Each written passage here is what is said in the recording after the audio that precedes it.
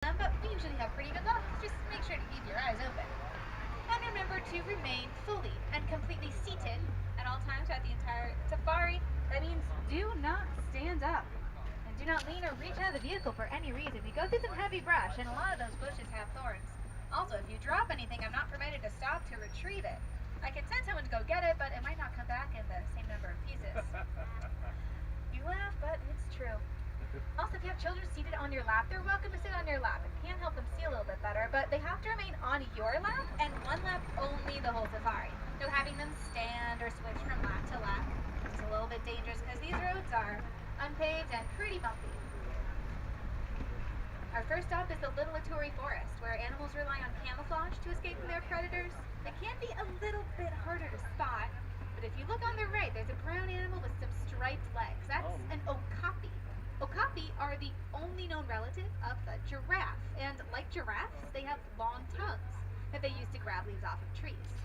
The stripes just help the okapi hide in the forest, and they're so good at hiding, the Western world did not discover them until 1901. Until 1901, a lot of people didn't think they existed. A lot of people thought they were mythical creatures, like a unicorn. Now we're approaching a watering hole. That's a good place to see some of the rare animals found here in the forest. Definitely keep your eyes open.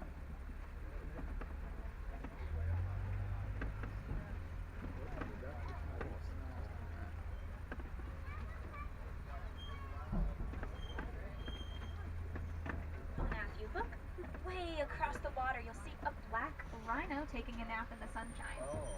Rhinos have no natural predators. Their biggest threat is the human that hunts them for their horn. Their horn is made out of keratin. That's the same stuff your fingernails and hair are made out of. It serves no benefit to humans whatsoever. Still, the price of the rhino horn continues to rise on the black market, and that causes rhino population to fall. The black rhino is so heavily hunted, there are fewer than 5,000 of them left in the entire world.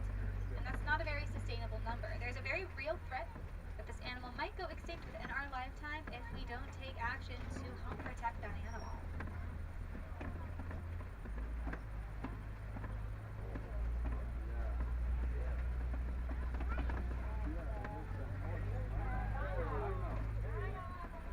There is another black rhino back there. There's also some antelope coming up on the left. You can see they're hiding between all those bushes. They're tall and tan. Those are greater kudu. They're the second tallest antelope in Africa. They will stand about 5 foot tall at the shoulder, and those are all female kudu. You can tell because only male kudus have big spiral-shaped horns. And that's enough of the forest. We're heading towards the Safi River. That's a really good place to try and spot some hippos. Hippos spend a lot of their time in the water. They can hold their breath for about 8 minutes. So they spend most of their time completely submerged. They're also nocturnal. They will take naps all day underwater. They have a natural reflex that brings them up for air every 8 minutes without the hippo actually waking up. Now, I'm not seeing any signs of hippos on the right-hand side, but the water's a little bit deeper down the river, so we're going to keep moving. Hippos are very good swimmers, but they prefer to gallop along the very bottom of rivers. That's probably why in Greek, hippopotamus means the river horse. Keep your eyes open. I see some ripples up ahead. That might be a sign there are some hippos underneath the water surface. The big white and gray birds are the pink-backed pelicans, but their backs will only turn pink during mating season. Oh, and there are some hippos just out of the water on the left, way past this island.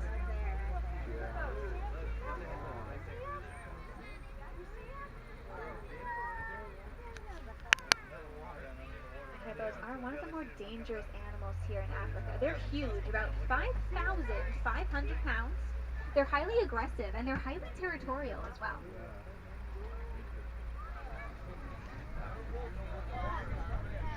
Despite how big they get as adults, a baby hippo is only 85 pounds when it's born.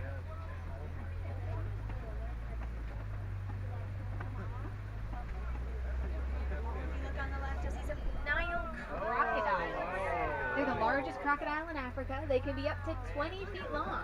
That's as long as a giraffe is tall.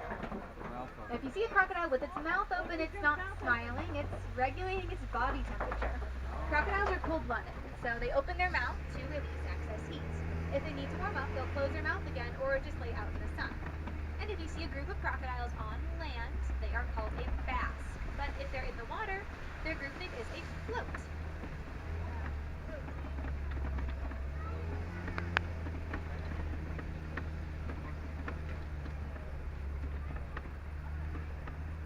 Now we're leaving the river behind and heading towards a whole different ecosystem, the savanna.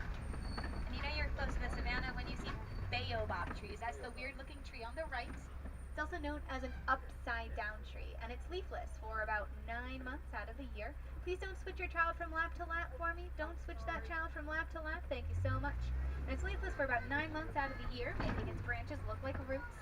They do that to save water, and that's stored inside of their trunk.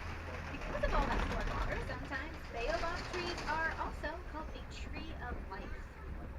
And they're very common here on the savanna. Keep your eyes open. The savanna is also home to billions of migrating animals every single year.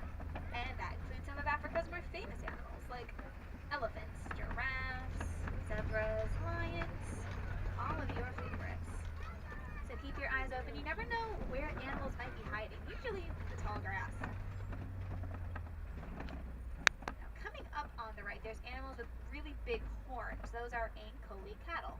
Ankoli cattle are also called Watusi cattle, after the tribe that first domesticated them, or the Egyptian longhorn. And those horns are really long. They're about 3 to 5 feet in length, but not quite as heavy as they look. They're honeycombed on the inside, and that helps blood flow through the horn, so it keeps the cattle cool.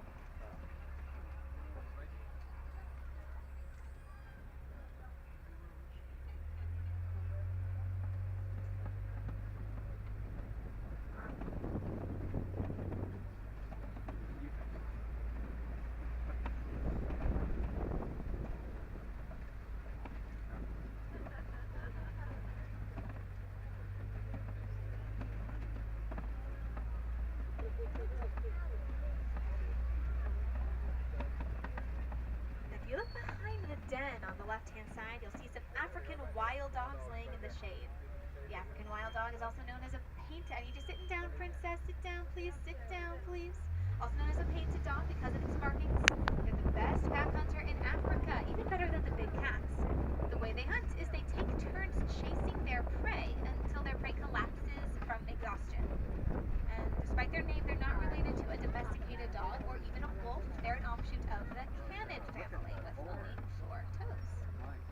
Another look at those Ankoli cattle on their right. You can see how big those horns can get. And they're the only domesticated, I see just sitting down, sit down, sit down, sit down, sit down. Only domesticated animal we have on the entire reserve.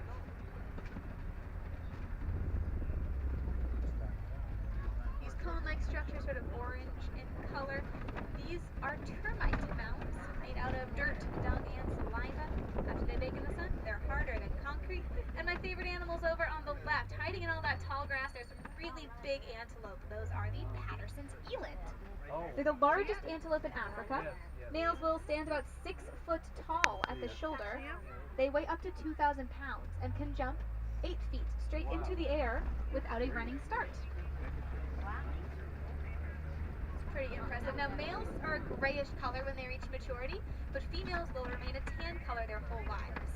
There's usually more females in a herd. There could be up to 70 elands in a herd, but just 1 to 2 males.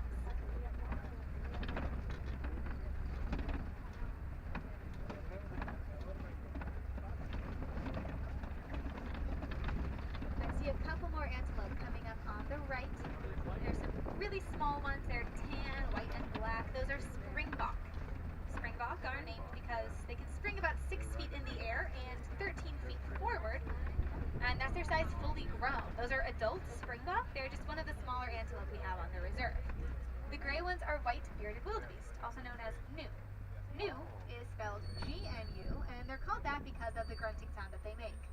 They have the largest land migration of any animal. They will form herds of 1.5 million and migrate every single year. There are some giraffe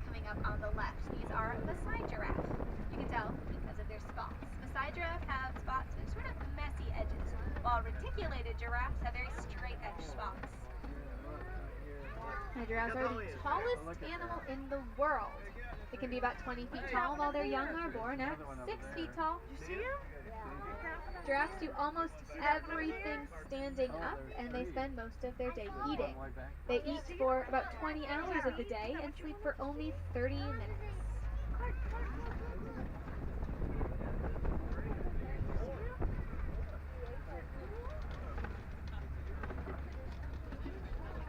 There's a lot of fallen trees in this area, a sign there are some elephants around. Elephants are like bulldozers knocking over these trees, letting new grasses spread. Those giraffes are pruning shears, trimming the underside of the trees, letting light penetrate through. That's where the grazers come in. Those Ankoli cattle, wildebeest, springbok, and more trim up all the tall grass. In a balanced ecosystem, every single animal has enough food to eat. And if you look on the left, you'll see a mandrill, largest monkey in the world. Now, some of those colorful males have bright red and blue faces. Now, they can be very shy, and you can see they camouflage really, really well. Oh, there's a baby mandrill just a little bit farther back. She's kind of hard to see. Looks like it's walking with its mother, though. The female mandrills don't have the coloring that the males have. They're going to be entirely a brown color. There's an alpha male within a troop, and then a hierarchy among the females.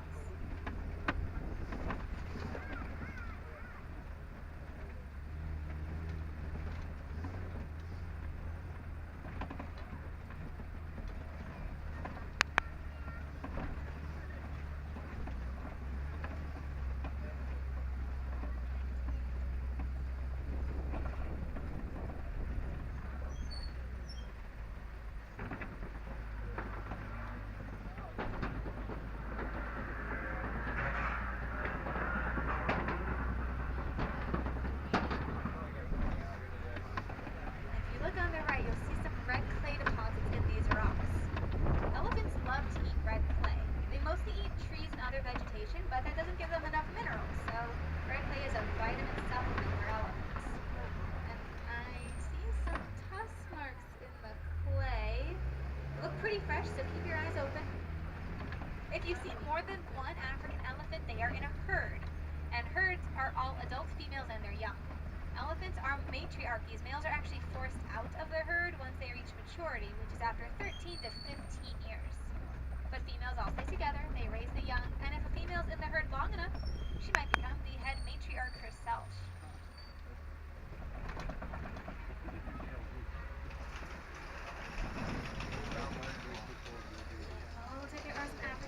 Over on that left-hand side.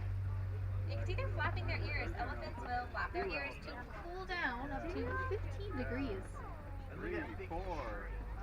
Oh, it's an entire herd. There are some babies and some adults. Like I said, those are going to be the females.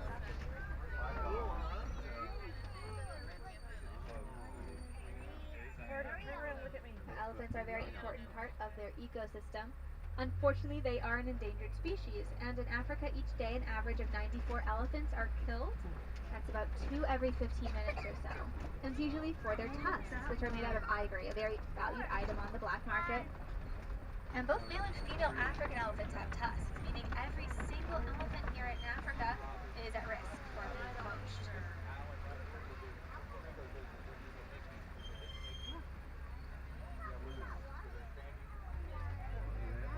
If you look on the left, you'll see some big pink birds. Those are the greater flamingo. They're the largest flamingo and the lightest in pink color. But all flamingos are hatched gray. They will only turn pink because of a substance called beta-carotene, which is found in their diet of brine shrimp.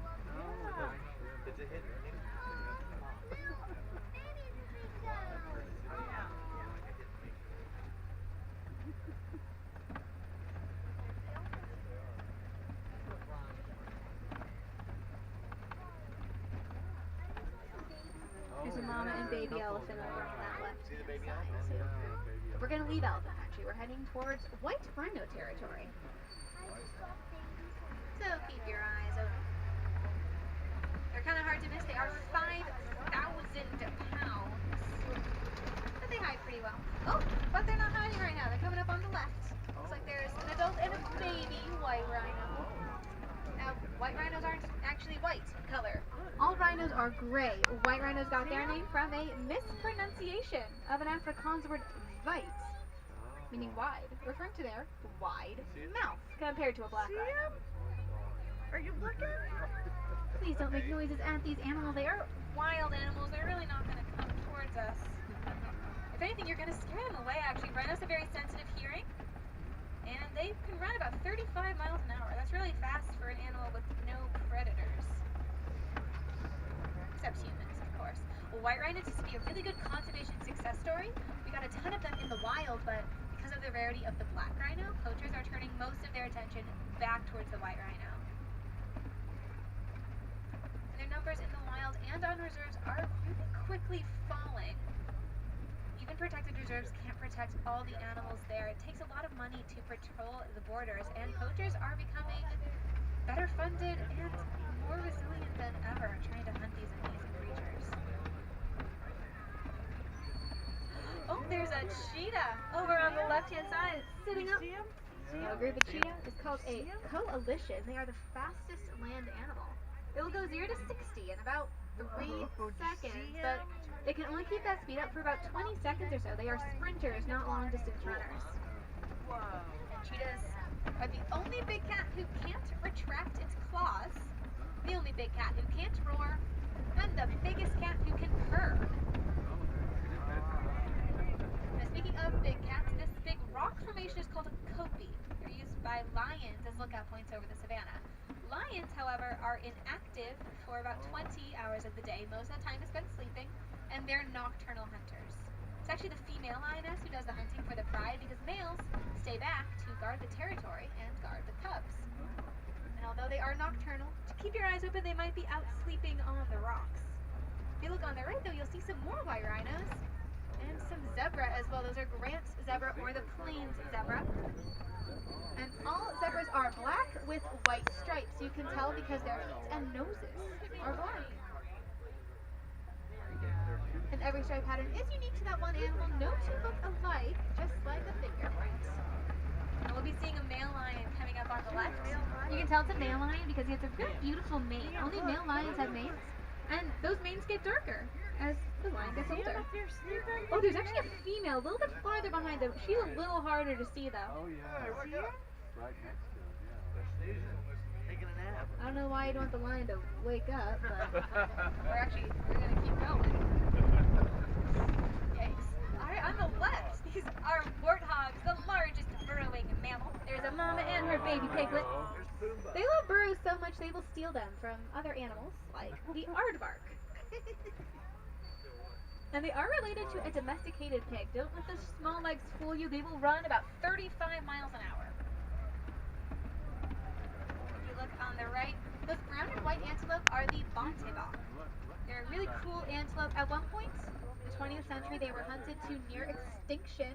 Only 17 of them were left in the world, but thanks to conservation efforts, we got their numbers up, and they're really a conservation success story. Way in the back on the right, there's also some ostrich, the largest bird in the world. Also, one of the few flightless birds, but they run about 40 miles an hour, so they are the fastest thing on 2 legs.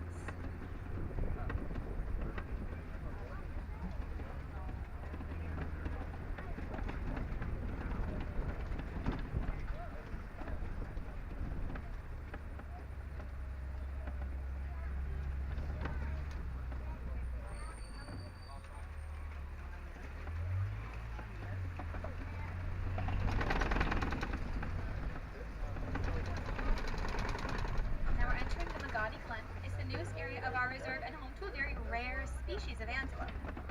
If you look straight ahead, it's going to be on the left-hand side. It's hiding way back in the trees. It's a scimitar horned oryx. Now, this animal is incredibly rare because it's actually completely extinct in the wild, and it has been for the past 30 years. If it wasn't for conservation groups saving them off protected reserves in the 80s, it would be completely extinct. And its extinction is entirely caused by humans overhunting the scimitar horned oryx and destroying its natural habitat. But because some exist on reserves, some conservation groups are trying to reintroduce it into the wild. That's just a very long process, and it's not Always successful, so for the time being, the only place you're able to see one is here, on a protected reserve. But hopefully they'll be out roaming the wild again pretty soon. Now we hope everyone got to see one of their favorite animals today. Unfortunately, in 10 to 15 years, we might not be able to see all of our favorite animals anymore. Odds are one of your favorite animals is on a list of either vulnerable, endangered, or nearly extinct. And extinction is forever. Once an animal goes extinct, we can't get it back. And the loss of one animal within an ecosystem does affect every animal involved, and that includes humans as well. So it's really important to support conservation efforts, both big and small. A very easy way to help animals is just to reduce, reuse, and recycle absolutely everything you can. A lot of animals are affected by habitat loss that comes from deforestation or mining. A lot of African animals, like elephants and rhinos, are affected by mining for something called coltan. Coltan goes into electronics like cell phones, computers, tablets, and cameras. So just recycling old electronics is a small thing you can do that makes a very big difference in the lives of animals in Africa and all over the world as well. If you'd like to learn more about conservation, stop by Rafiki's Planet Watch. It's a train ride away, and you can talk to some animal experts about ways you can help animals in your own backyard and all across the world. Now, here in Harambe, we don't like to say goodbye. It's far too sad, and it's far too final. Instead, we say kwaherini. That is a Swahili phrase that means go well. So, kwaherini, go well, go wild out there. And if I have any wilderness explorers on board, you're riding Simba 1. That's SIMBA1, Simba 1.